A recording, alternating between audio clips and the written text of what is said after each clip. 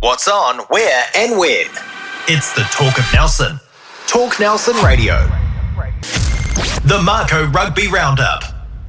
Welcome to episode 7 of the Mako Rugby Roundup. And once again, we welcome co-host Sean Davis and Les Edwards. Good to see you here, lads. Nice to be here, mate. So good to see you didn't match this week. You've colour coordinated. Wardrobe got us sorted this week. That's good. Our very special guest is New Zealand Rugby Board member Wayne Young. Fantastic to have you here, mate. Yeah, thank you. It's good to be here. So we'll see what yarns we can come up with. Yeah. Well, that's Absolutely. good. We'll be looking forward to that. Yeah. On this week's show, we talk first 15 rugby, senior rugby, super rugby, and of course we're going to have a chat with Wayne about his life in rugby and a bit of an insight into his role with not only the New Zealand Rugby Board, but also on the Tasman Rugby Union Board. So that'll be very interesting. But right now, our venue sponsor is O'Shedigan's on Bridge Street. It's time for the Shed Chat. And, mate, it's done. It's done, mate. Yeah, Fantastic. We had our big dance off on the weekend. Yeah. And yeah, really good night. Great event. And yeah, set new records in terms of money raised and all those kind of records. So it was, yeah, really good evening. So have they tallied that up yet? Do you know? Yeah, for the most part, I think as a group of contestants, I guess you call them contestants, we managed to raise combined around 340,000. Wow, that's amazing. Yeah, it's good money. And usually on the night, 100 to 130,000. So we might get close to the 500,000 across the event. So yeah, really worthwhile. Yeah. And strange feeling once it's all done for sure, because it's a lot of build up and a lot of time and effort from a lot of people. Yeah. And then all of a sudden it's done. And yeah, well, I noticed Blair Kitty shared some photos, and he said, it's just this eerie feeling of the fact that you had 5 months worth of commitment, and all of a sudden nothing. Yeah, exactly. And you're communicating with dance partners and teachers and things almost daily. Yeah. And then once it's done, there's aside from saying thank you, there's not a lot left to keep talking about. A big vacuum. Yeah. So tell us about the night, mate. How was it? Oh, mate, it was a big day. Like we were at Trafalgar from about 10 a.m. onwards through to the show finishing around 10:30, 11 o'clock that night. But yeah, a lot of energy. And once the crowd started filling up, it was a great time. And once you've done the event itself, real good buzz, great buzz. Yeah. Party mate. So I went along, yes. and I have to say that all the dances were sensational. I mean, every performance, you couldn't help yourself but give them a great applause. Some were better than the others. I have to say Sean was in the top 3 on my book, and not biased either. He did a great jive, so that was fantastic. Interestingly, I ran into the CEO of Nelson Tasman Hospice, and he was so pleased with the event and how much money was raised. But he pointed out that they spend $9,000 a day to keep hospice functioning. Wow. And if you divide 9 into 350 or 340, it's not going to last forever, right? And so the constant need to raise money for hospices around New Zealand is really difficult for those organisations. They really need some government intervention at some point. Yeah. Yeah. Oh, fantastic. But, certainly for a local event to raise that kind of money, that's just an incredible effort. Yeah. And so were you happy with your performance, mate? Yeah, look, it's one of them. It's a strange thing because, like you say, you spend all this time learning it. And as a performance, you only really pick up on the things you missed. You missed something. You weren't quite in the right time at this point and these kind of things. So all the dress rehearsals and the lead up, you're drilling this into your head. Anyone that watches it has no clue, unless the judges on the night didn't really even notice. You're just throwing it around. If you've got plenty of energy, and as long as you don't stop moving, no one really knows your stuff. and your dance partner and the teacher all happy? Yeah, mate. Yeah, oh, yeah, nice. And yeah, I mean they sacrificed a hell of a lot of time just to try to get me to that point. So you certainly couldn't do it without them. And you make a lot of friends along the way. So I was going to say, you're probably best friends forever. Well, that's it, and it's like I said before, it's a strange sort of setup because you spend a lot of time with this person working towards a common goal, and once it's done, you sort of we'll see you later. Next time around. Oh, well done, mate, and great effort, and congratulations to everybody involved. But good on you for giving it a go, and raised some good money. Yeah, for sure. And I recommend it to anyone. It's a strange idea, but once you commit to it and do it, it's one hell of a time. That's good. Yeah, rugby players doing dancing. It doesn't always go together, does it? But I remember Nelson College back in the day. They, the boys, we had some sort of parent night, for entertainment, the orchestra and all that. And the first 15 always had to do a ballet. And they had to put the tutus on and do the whole thing. And it went, it always brought the house down. So, you can force them to do it. Hey, so good on you, mate. Well Cheers, done. mate. Yeah. First 15 rugby round 4 and the championship. Les, what's that looking like? Well, we've got Waimea combined away to Roncalli Aoraki combined on Saturday. So they're looking for their first win. They're 0-3. Roncalli have had 1 win, 2 losses. So, again, we talk about Waimea combined looking for that first win. This is a really good opportunity for them. And in the premiership, the big game is actually on today, and Wayne's over from Marlborough, so he'll be there to cheer on Marlborough Boys College against Nelson College. That's and actually, I'm allowed to now. In the past it was always Tasman, so support everyone. But now it's back. Go Marlborough. It can bring all those old feelings back. Yeah. Tell us about. Have you had a chance to watch a few games of Marlborough? Not really. I haven't. Right. Haven't. I've been away a wee bit, so I haven't been down there. I've caught up with Tonga. They've got a good management crew there. Tonga's well known. He coached the Waitoa team, and he's got boys coming through. So. Buxton Popoaliti, you would have known that name from down south. So he's coaching as well.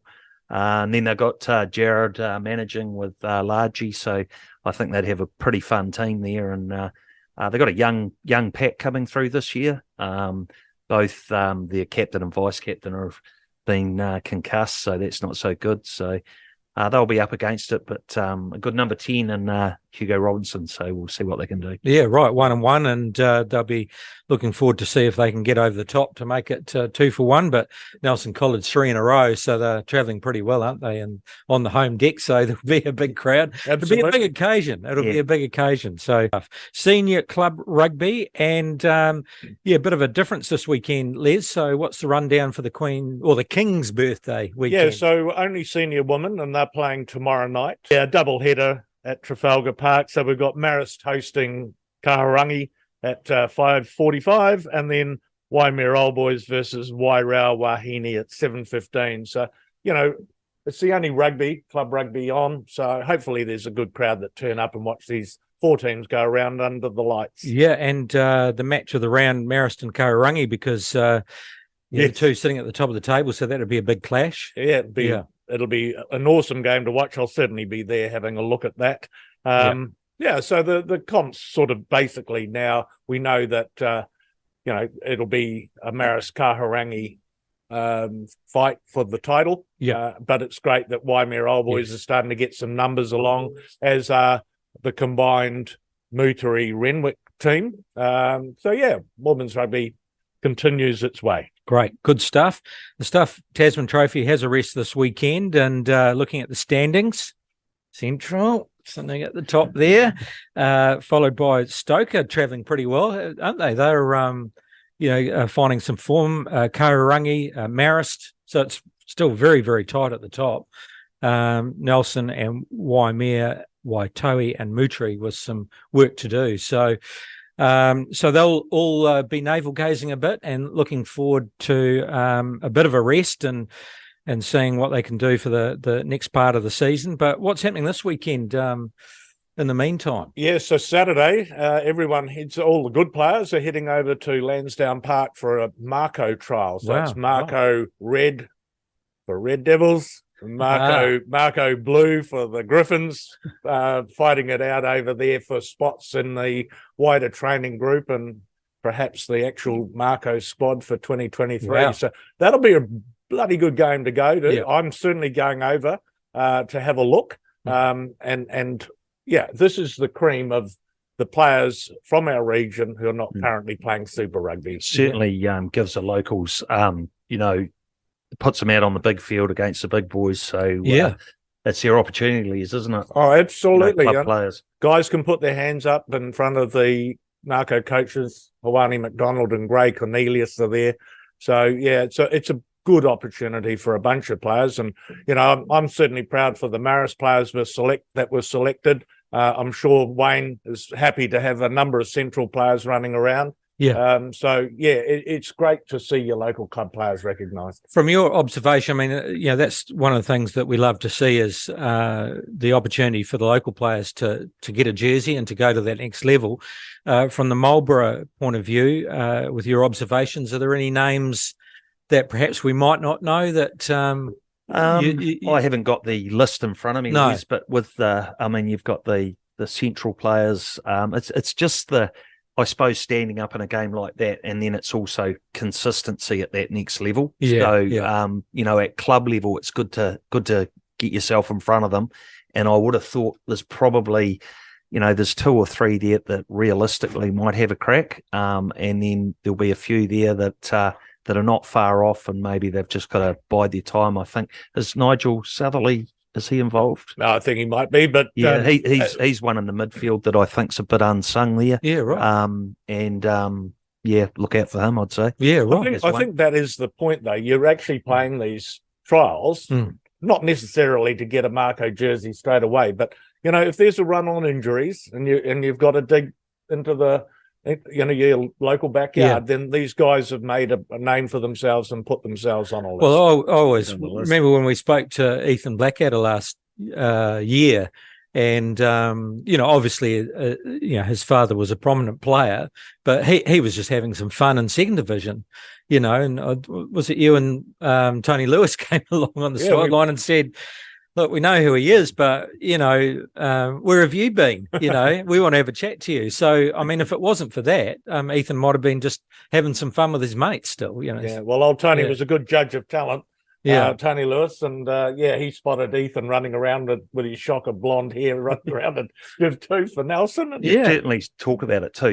You talk about pathways, and we'll get into that later, I'm sure. But it's not lost that through club rugby, we've still got to, in my opinion, have that ability to get a bit of a rough diamond come through that's not in our systems, because we're very system focused with as you go up the pecking order. So that story you're talking about with Ethan, I think was Quinton the same? Strange? Was he a little bit? No, he was definitely pathways. He was pathways. Collingwood to Nelson College. That was to the KK, wasn't it? Was that KK that picked up on him? I think so. Right. But it is good to hear the stories about the players that maybe weren't quite there, but there's still a way in. And part sorry to harp on about it, but part of that Mako story was the fact that, certainly in those earlier days, if you were a little bit off the radar in mainstream, it was an opportunity to come and play for Tasman and get back on. And look what happened. I mean, a lot of them, and even a couple of guys that were hiding in Australia, Tony brought across at one point, and in fact, actually, that gave them, got them on the radar for Wallaby jerseys. Yeah, Pete Samu was one. Who was the winger? Peter Beetham, the winger. Yeah. 2012. Yeah. I mean, great players. And they became great players. Yeah. Campbell came over and he's gone back. So yeah, but people like Peter Beetham, right? Yeah. They ended up becoming locals because everyone liked them in the end because they actually achieved good rugby. So Pete Samu and Pete Beetham would be the standouts of the Aussies who came over. Yeah. Okay. All right. So good luck with the trial, everyone, and look forward to seeing what diamonds come out of that. Yeah, I think we can give you a little bit of a review next week, and there'll be certainly someone who puts their hand up. Super Rugby round 15, and let's go through the lineup: Blues versus Highlanders, Brumbies versus Rebels, Fijian Drua versus Reds, Hurricanes versus Crusaders, and Waratahs versus Moana Pacifica. And I've missed one: Force and the Chiefs. Let's go through them. So now, final round, is it? Is this the final round? Yes, it is. Yeah. So Blues and the Highlanders. Am I going to throw to you again? Look, you always get the Highlanders. Look, I'm on a roll with my tipping. I won't lie. Blues Highlanders.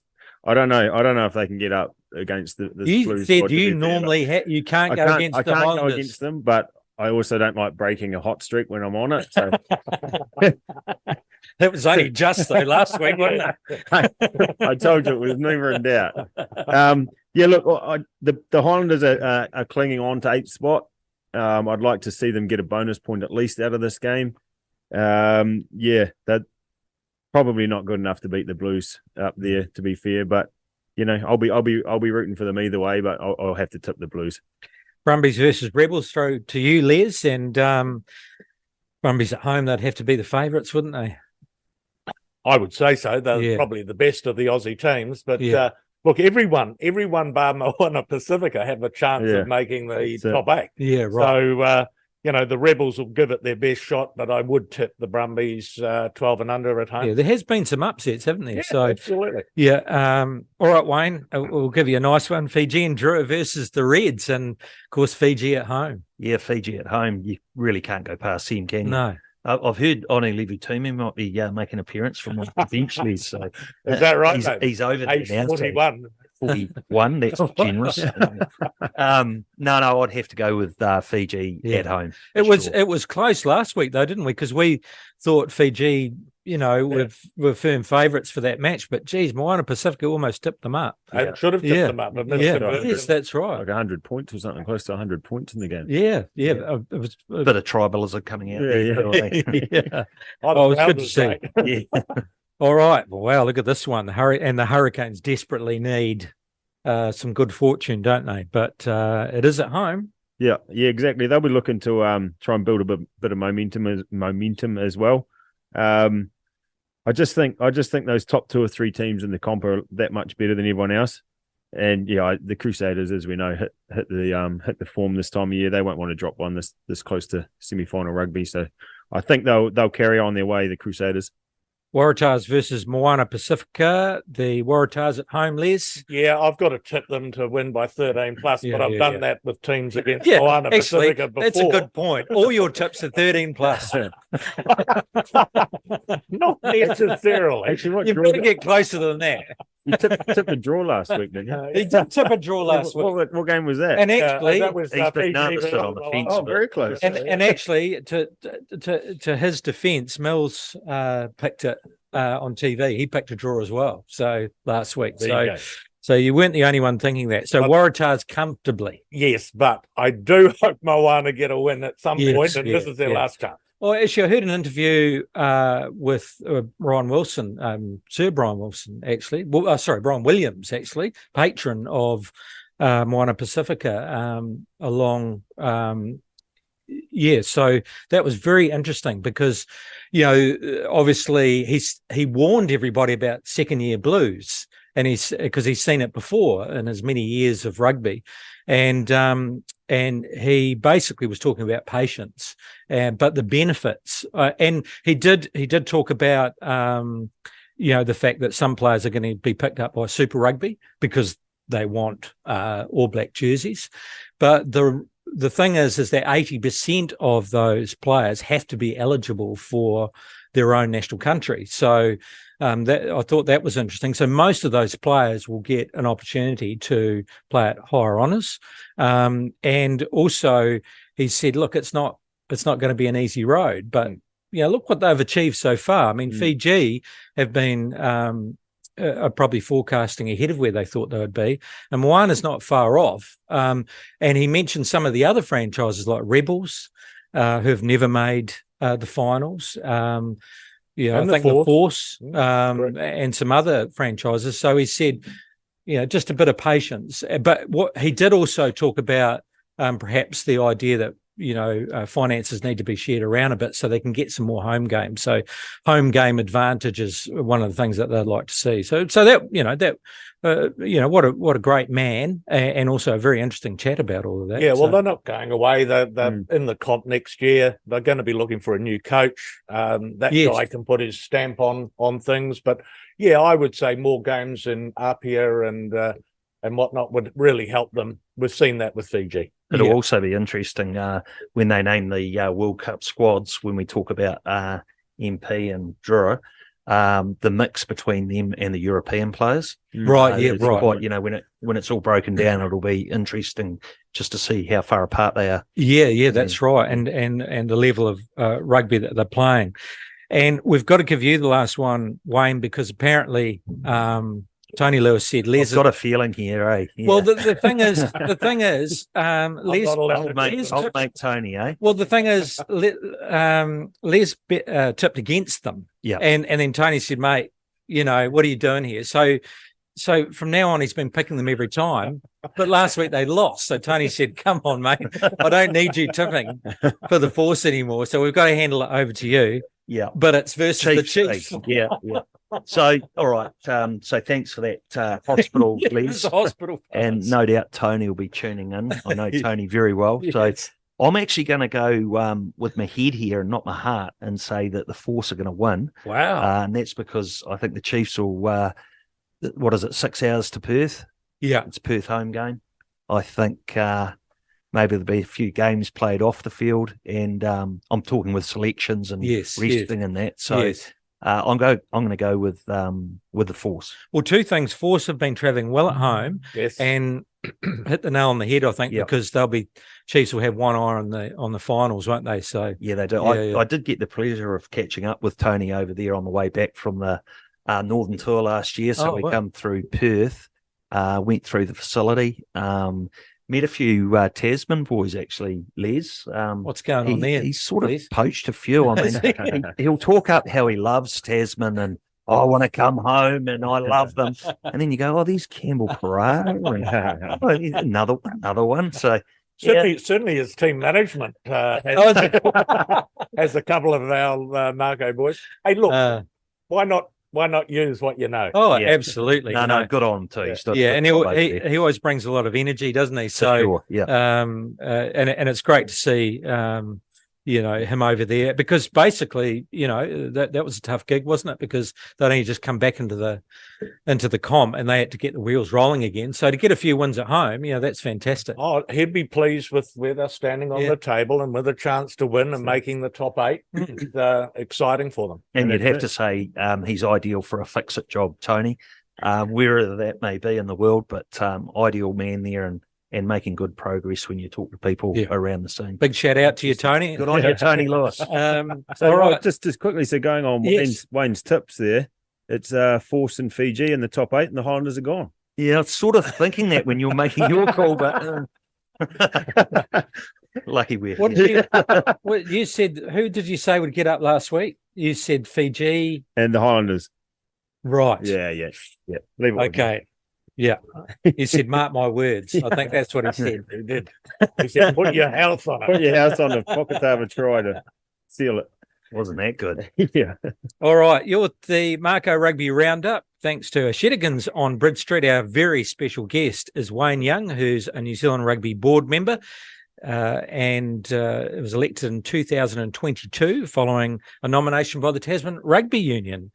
So we'll talk a bit more about that role soon, Wayne. But first, strangely, Tasman Community Rugby.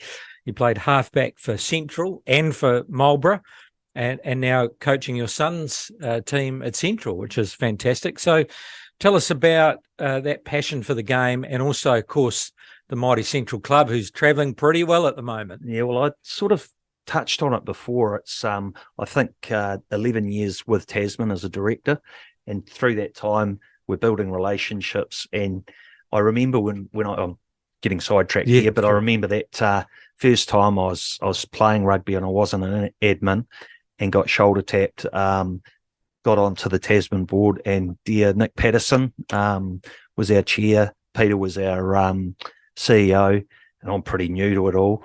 And next thing, I think it was Peter rung me up and he's talking to me and he said, now you do realise that you've got to leave your Marlborough hat off along with your Central hat, and you're now Tasman, so you've got to do that.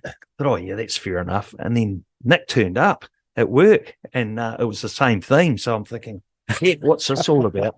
So 11 years later, and I feel like I'm out of the cage, so I'm free now. So the one thing I will do. Oh, here we go. Good boy. I feel free. I can be who I am now. The colours come out. Yeah. I applaud that, because this is the community rugby stuff. But I haven't been allowed to do that.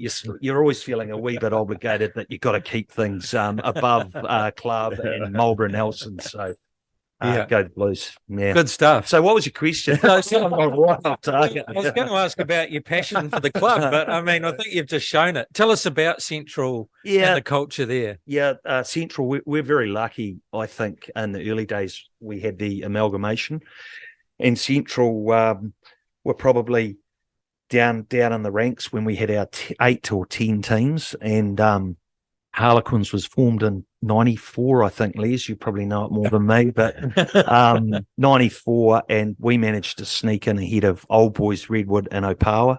So I think we're very, very lucky, and it was done on, obviously you had to be financial, but it was also done on where you sat in the rankings. So we had Graham Carden, that was a league man from up north, come down and change our culture big time.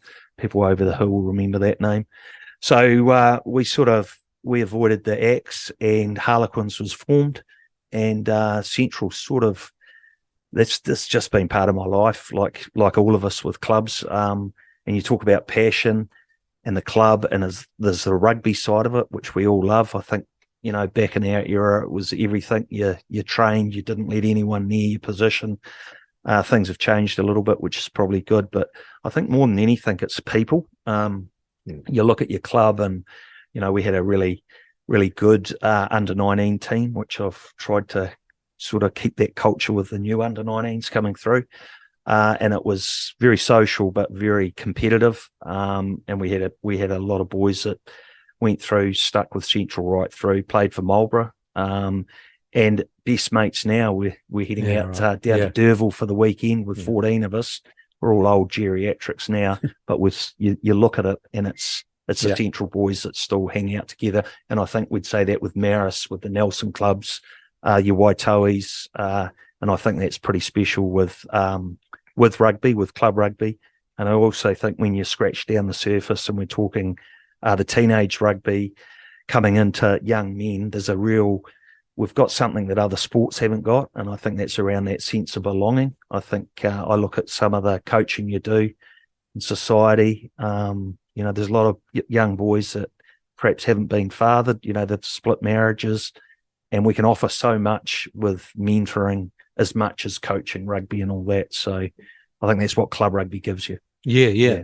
So that transition into what became Central, so the early days for you getting into rugby, how did that come about? Early days. Well, I was actually at Redwood, which is way up there. There's another whole big story, but that was my uncle was a founding member of that club. So I was with Redwood from 5 and then got through to the teenage years. And at Redwood, we had Jamie playing there, Joseph, and there's some good old names there. And he actually didn't play senior rugby in Blenheim. He went away and did his work.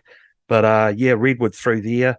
And then Central was under 17s, team together, under 19s. And the rest is history. It's just love it. And you reflect in coaching the team. We've been bringing them through with Nathan and Rick and a few names there. And you go, Tuesday night it's raining. You're down there again. And you're going, God, I don't know why I do this, because you're back there and when you're getting old and you're down at trainings and it's freezing and you sort of think, I might just pull a bit of a hammy, but it'll be all right for sad day. And then doing down there with the kids, and then it's like really punishing. But anyway, it's what we love. It and keeps we wouldn't drawing give it you away. back. Yeah, drawing you back. Yeah. So when Wayne joined the board, he decided, after having played rugby very well as a young man and played for Marlborough 48 times. Yeah, that little bit of a stretch wasn't actually that good. He decided he's a board member, and he's decided that he's going to play senior rugby again. So Central are playing Stoke, and I go down to Green Meadows to watch my board member, my new friend on the board, right, butter him up, go down and watch him play. Well, this old man just drove, and Central were not going to win this game. Stoke were red-hot favourites, but this man just drove his Ford pack around the park and stole a victory. Best exponent of 9-man rugby I've ever seen. So probably a really poor pass, a really shocking running game like a cart horse. Probably did an all right box kick. That's probably what you're alluding to, but but you know how to get the forwards going forward. Exactly, a cattle dog. Yeah. That's about it. But I do remember though that some of the clashes, and you talk over the hill here again. We digress, but Dion Minton was a name that I used to come up against with our Marlborough Nelson clashes, and Guy Dempster at number 8. I was thinking about it last night, and you sort of think about that, and we think we're young, but we're not. We've sort of moved on. You probably look at each other and go, God, you've got old. But So again, it's good memories. Yeah. So just wanting to talk about, your time as on the board of Tasman Rugby. So a very good stint, as you say, 11 years, and also a period where you were chairman, having replaced Ken Beams. So in that time, and it's a long time, 11 years, there must have been some significant issues that you had to deal with. And one in particular that comes to my mind is 2008. I know you weren't a board member then, but you certainly had a big say in the future of the union. I think I'm just trying to reflect on that. So 2008, we formed in maybe 6, was it? Yep. And we had a couple of years, and then we had the campaign where NZR are thinking, right, we're going to have to, I think it was 4 teams might be go. So they're talking Manawatu, Southland, Northland, Tasman. And of course, I think we were the most passionate provincial union to save the Mako. I'm not sure if that was that year, Les, but certainly we got my introduction to admin was NZR sent, it was Nick Patterson and Peter Barr, and we got told we had to form a new business plan because it wasn't working, too much scrapping, and there was maybe some thoughts that we should be back in Heartland, probably more from Marlborough side than Nelson. So I remember having a meeting at Rye Valley. I think we talked about this a couple of years ago, Les, and there was the Nelson Brigade. It was pretty full too. It was in the tavern. So out the back, there was the Nelson side and the Marlborough side. And you walk in, and it's like, so we've not really moved anywhere here. And they're up there, and they're talking about everything. I won't name names, but more on this side. And there's this, we're not going anywhere. So long story short, I think, Les, it was not moving. Right, I think I might have grabbed Dogs. I won't call him his nickname. Craig Forsyth. He's good first 5 for Marlborough. So let's get these guys out. So we literally went outside of the tavern, grabbed them round. There was Ray Sutherland, Ewan Robinson, our life members, Graham Taylor, all top men that have done so much for rugby. And it was basically a scrum of maybe 40 people. Get in. Now get in. Because we've sort of got to whisper because Nelson might be listening. Right. If we don't do this, we're going to be in Hartley. And that was the talk without getting into detail. So what are we doing? Are we going Hartley? And Nelson go to Div 1? What are we doing? Yarn. And I think it might have been Huey. He might have said, righto, well, we can't do this. Let's go. And then Ray Sutherland would have come in and, we've got to do this. So went back in. We're all in. The whole attitude had changed. And I probably missed a bit of detail there, but that was one that stands out. And I think that was a turning point. I think that the wheels could have fallen off. And of course, if the wheels had fallen off, there'd be no Mako because we had to be together. That was part of the plan. So it was like, get this business plan together, more a business working plan with relationship than financial. Right. So that was a big part, I think. Yeah, it's an amazing thing. So 2009, the Rye Valley car park. Yeah, the Rye Valley car park could have been it wasn't a scrap. It could have been, but it wasn't. Actually, we all had a beer after it, so it must have gone all right. So. But I'm pleased that everyone decided to keep moving forward. And of course, in 2009, there was a bit of litigation with New Zealand Rugby. And finally, they said, right, you're back in 2010. And of course, from 2010 on, it's been some pretty storied years and seasons with Tasman Rugby and the Mako. So I have to mention a couple other things, though, Les. I mean, yourself leading the charge with Tony and myself, and we're sitting around the board table, and you know how we love that shark. Remember the eye? You do remember it, eh? Yeah. So we had no one does. No, we had this master plan. Oh, we can laugh at it now. But no one retains it. And I'm going, why? And then the presentation was around the youth, and I think there was some examples of American sport. Oh, yeah, all right. Oh, yes, I remember that. Yeah. So The logo change. Yes, logo. yes. Sorry, the logo change. Yes, I do remember that. 2016. I think there's a few feeling old, screwed up face. Oh, well, if that's a new way. So we actually didn't canvass our stakeholders properly, a lesson from it. And this is good, went ahead. Sure, you got a heap of calls. I had Joey Wheeler ring me up when it came out. Whatever. What are you doing? He canvassed the team.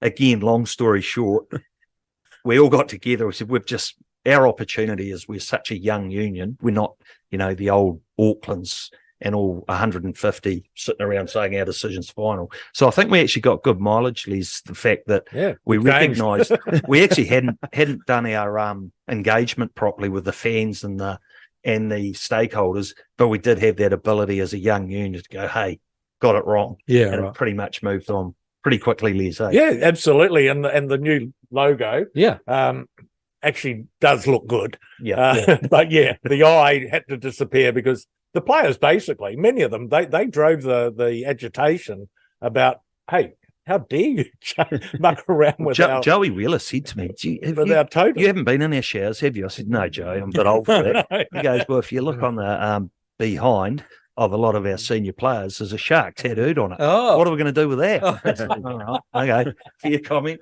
And they also had a coin, didn't they, Liz? Absolutely. So we were muddling with the culture of the team without knowing. So you take a few lessons out of that. Yeah. So the shark remains, the font of the word mark changed, but it's stronger, and we did learn a good lesson. But then about 18 months later, Wayne, we had to change it again. Yeah, we did. I actually pull it forward a bit and go probably 4 months later. We had Barney Thomas and the Māori come in wanting to present. I didn't know what they were going to talk about. Ken was our leader at the time, so I'll push that out. And then straight away he's talking about dropping the S because we were Makos, and it's not a word in the Māori dictionary. So within 10 minutes you're going, we got this wrong again, forming it. But then I remember saying, "Whoa, we can't go there. We've just been through this. We'll all be strung up if we go out and say we're dropping the S." So I think it was done pretty well by the commentators. They actually dropped it before we did it officially. Right. Probably you directed that, did you? No, Tony Lewis again had a big hand in driving that change because he was in that meeting when the Māori did present a pretty reasonable case. Very reasonable here. But the thing that always impressed me about it was they said that if you drop this S, you will have good fortune. Right? And about a year later, we won the premiership. So how's that? But there you go. Coincidence? I don't think so. I'll take out of that we're quite a young union, not in people, but where we are, and progressive and quite open to new ideas. And I think that's still the case, Liz. There's other examples. So I think that's a really positive with the negative. Yeah. So these insights that you've got from your experience with Tasman Rugby, do they apply as you operate as a board member at New Zealand Rugby, which is, of course, much, much older? Yeah, I think maybe we talked about going from Central to Marlborough to Tasman, and then it's the same things apply, and you've probably got to be a lot more closed shop, Liz, to be fair. And it's a big business, and there's lots of things we have to make decisions on that can't be talked about outside. I mean, it's very engaging. You do your homework, and the senior executive, they'll have papers and they'll have all the research done for us to go over. That's how it operates. But yeah, to your question, I think probably you can't be quite as open and authentic as you might like to be because of those reasons. So it's a different level. Yeah. That's good. But what was the feeling like when you got that nomination from Tasman Rugby to move towards the New Zealand Rugby level? It's sort of funny. So I don't know if you understand how it works. You've got on the board, there's 9 board members. You've got the elected members. You've got 3 elected board members, which is the route I came through. You've got nominated board members, which are nominated from a provincial union, slightly different. And then you've got your appointed board members, which they're your next level. They're Dame Patsy's of this world, so ex-Governor General, and generally pretty big roles, CEOs and that sort of thing. If if you're sort of being broad. So I came through the elected channel. Sort of wasn't. It doesn't work like that. I actually feel I got. There's a bit of work done maybe back 6 months prior, and I'm thinking, oh, it's not me. I'm a little boy from Blenheim. I'm not going to do that. But then the more you talked about it, I'll give it a go, because it's pretty harrowing, the whole process, and I haven't got time to go through it. But Max Spence will say it's like the US elections, the politics. Right. And so there's quite a lot to it. And I was fortunate enough to have been on the appointments panel for 2 years prior to that, which is actually interviewing and sorting everything out. But my process was put your CV forward. Hadn't done a CV since I was 18.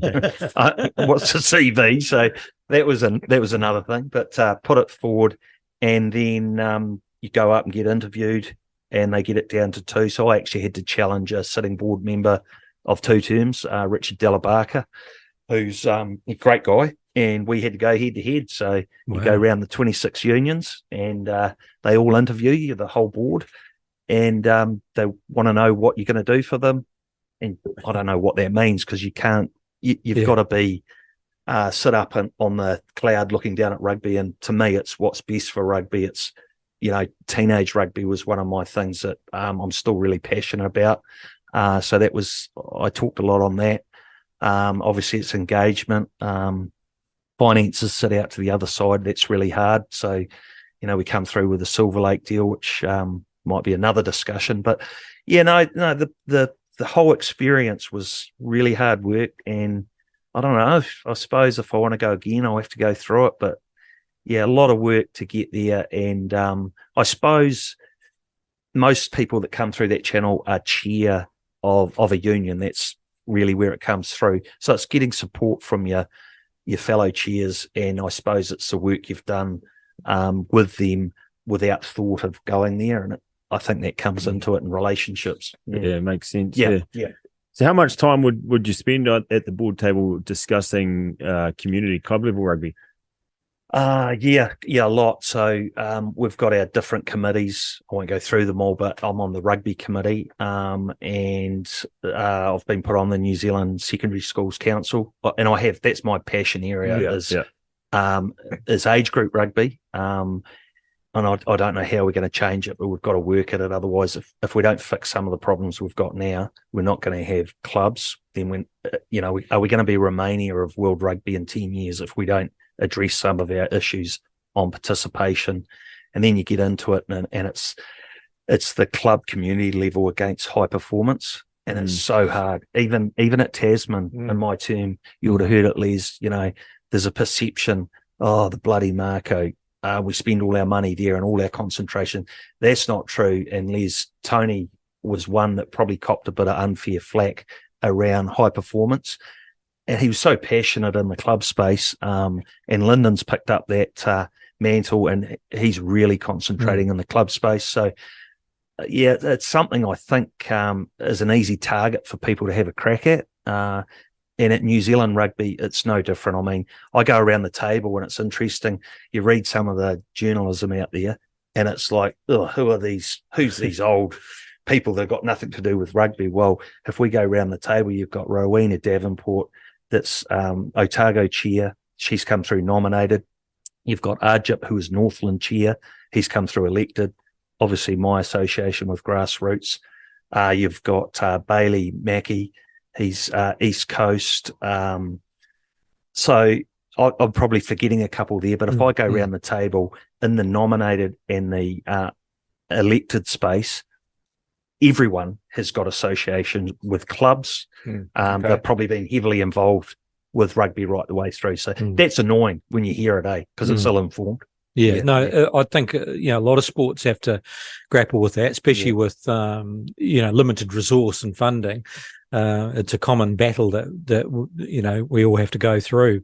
But related to that came along the Silver Lake negotiations. So tell us about the workload involved in that, and also now that the deal is done, what are your expectations on what benefit that may bring, especially when we're talking about community rugby? Yeah. So a lot of work done, especially by the senior executive with Silver Lake, the employees at New Zealand Rugby. So it's been a long, drawn-out process, and there's so many levers involved in our game with our stakeholders, which is the provincial unions. And, of course, when you go through to who owns our game, in my opinion, the clubs are where it starts. They own the provincial unions, who then own New Zealand Rugby. So, and then you've got the Players Association. You've got so many people involved. So it was really marathon effort from our senior executive team, and that was before I was on there. So I was a chair out to the side. We went through the process, and the provincial unions, they could see the light. It wasn't without arguments in that, but I think people get lost on the lollies. I think there's a wee bit of thought that we've got this injection of money. Oh, that's why they've done it. It's not right at all. I think you got to go deeper than that, and the provincial unions realise the Silver Lake deal's not. The money's good, and that keeps us sustainable if we invest it wisely and filter it through.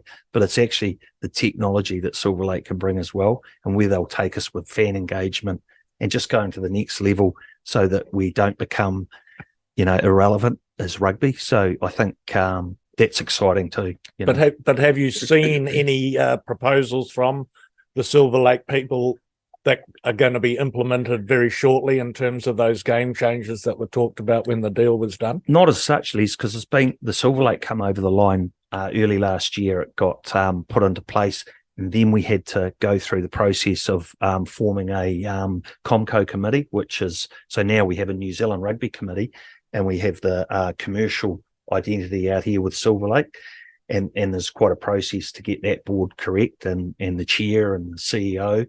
So out of that, there's a lot of work going on, but there's nothing specific that I can say anything about right at the moment. But look in this space, and also I think it's pretty easy to work out that rugby's changing, and the New Zealand Rugby Board can probably focus more energy on rugby and on grassroots. They've got the ability to, because it's going to have more time with this identity worrying about the money. If that's getting pretty simple, but you've got a split where I think we could put more energy down into rugby with Silver Lake. We've talked about this with Max and with Lyndon. That those two entities now being separated, the commercial and the dollars, with actually the operational side of grassroots footy and community footy. Yeah, exactly. You talked a wee bit about the makeup of the board already, but what's the how's the relationship between the board and the operational staff and CEO? It's good. So personally, I'd be dealing with the likes of Steve Lancaster, Callum. So I think about my relationship, and I'm probably still quite new. And of course, you've got to also realise important lessons are operations versus governance. So while I was chair in Blenheim, I would I'd roll the sleeves up and go and sort out a problem for Tony, because geographically it's too hard. So, and that was acceptable, where it's probably not as acceptable at the next level, because you've got, strategy with your governance versus operations. So I don't know if it's answering your question, but how are the relationships are really good. Dame Patsy's come on as our chair. And if I'm really honest, I wasn't sure. I was thinking, Stuart Mitchell, he did a really good job. He was on for 3 terms, and Stuart come through in a pretty difficult time with Silver Lake. Probably wasn't a smooth ship. And so Stuart got us through as chair, and he's finished up, and Dame Patsy's come on. And I reckon it's after being with Dame Patsy in some of the meetings and that, I think it's a perfect person for the perfect time, because everything is a point of time and what we need, and you can look back and go, we nailed that for that time, and I think that's where we are now. So operational versus governance and relationships, good, but I think I look forward, and I think really really good signs. Yeah. Hey, you were a fly on the wall when Razor Robertson was interviewed. Yeah, how was that? How was that discussion? See his lips, Les? That was really good.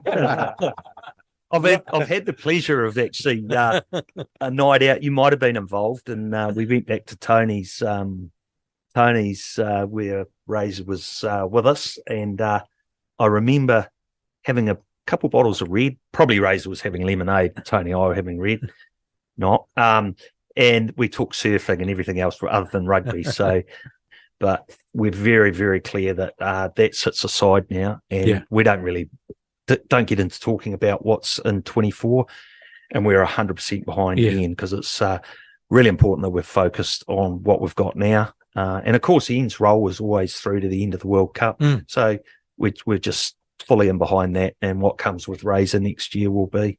Yeah, absolutely. Isn't it incredible, Les, that we've had 2 interviews, one with Max and now with Wayne, that we've got the New Zealand Rugby president and now a member of the New Zealand Rugby board from little old top of the south. How's that? I think it's remarkable. Yes, I think it's cool.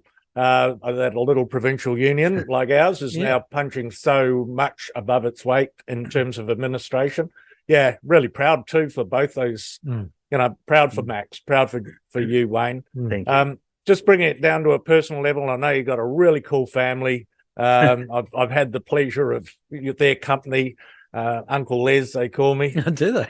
Is he around there all the time? No, he seems to be there at a Mako game and may stay the night. And of course, then he gets the blue. What do we got? I don't even know what you call them. The Blue Brigade, and there's probably 10 of them. Maybe staying. And Uncle Les is very worldly. Oh, is it? Yeah, he's got wonderful kids. But mate, I know you have worked hard in the auto industry over many years. Just wondering where you're at with that. I know that you are a long-standing and respected car dealer, but what are you doing?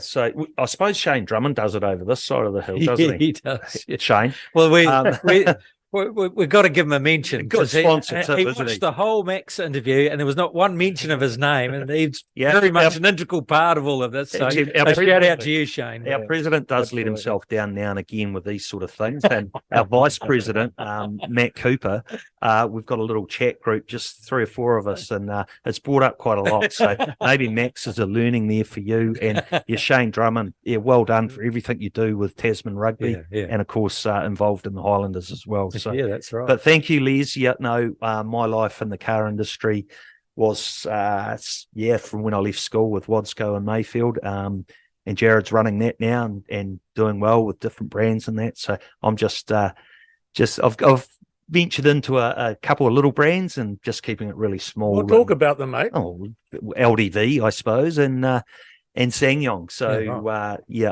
I'm ticking away there, and I didn't realise.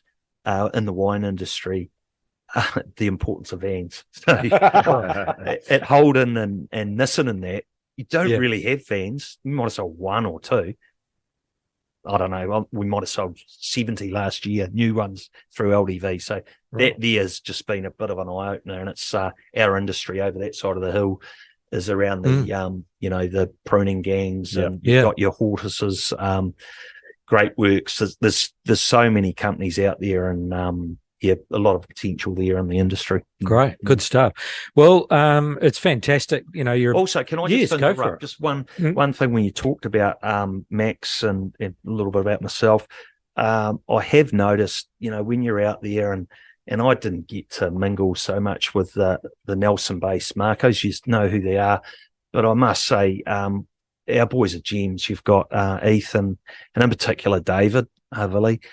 Wherever you are, Mitch Hunt, but they're just such good people, and I'm not saying that lightly. They take their time out. I could go through a list of them, and they'll recognise whether it's Les, any of us guys. If they rugby, they probably don't even know who we are. They just know you're involved in rugby. You're out of town. You're out of the country. They take time out, and just hats off to the culture that we've got on the market. Well, and not only that, when you go to games and perhaps, like the Legends marquee and a few of the boys who may be injured go and help out in there, they all, it doesn't matter if they know if you're involved in rugby or not. Yeah. They all obviously either have been told or are aware of the importance of saying good day and having a friendly chat to the fans and the people, and that's probably a bigger reward than anything else. Even if you get the opportunity to network and mingle or take clients, the fact that the players take time out with you, it's a big buzz, and it's and especially for the younger kids. And whenever we get the opportunity to get the players in for an interview, they're always really positive, and they want to help engage and promote the game. So it's not everywhere either. So I think we're very fortunate. Yeah, well, that's testament to the culture, isn't it? Yeah. Okay, well, Wayne, look, really appreciate your time. You're a busy man. You've got to run a business, plus you're involved in Marlborough Community Rugby as well, and plus, you work with the New Zealand Rugby Board. So good on you, mate. We appreciate the time and effort you've put into the game and the community game. Fabulous to be able to have the opportunity to get some insight into what's happening with not only Marlborough Rugby, but also, at board level. And it all seems very positive, which is great going forward. So thank you very much for your time. Really appreciate you guys having me here. So hopefully it hasn't been too painful. It's been great. Really good. Although bringing up the logo hurts. I could have brought a couple other stories about his Blenheim trips, but we'll keep away from that one. No, he's got a reputation to uphold. I'm sure he is. Yeah. Hey, Les, this weekend, it's a bit of a rest, but you're going to try and get over to the trial match, is that right? Yeah, well, I'm going to go and watch our women play on Friday night. Looking forward to that very much. Could be a great game. And then, I'll pop over. Susan and I are going to have a long weekend in Marlborough. So part of that will be just ducking in and having a look at the Mako trial. So that's me for the weekend. Yeah. Nice. And Sean, a little bit more time on your hands, but you'll be busy here at the dance practice this week. So it'll be sweet. Yeah. I might try get down to the Trafalgar tomorrow night as well. And then, plenty of games on the big screen to take in. And open all weekend. Yeah, open all weekend and see if we can get them Highlanders across the line. Yeah, that's right. Go to force. All right. Thank you very much, gentlemen. And thank you to our listeners. We look forward to bringing you the next episode next week. The Mako Rugby Roundup. What's on, where and when? It's the Talk of Nelson. Talk Nelson Radio.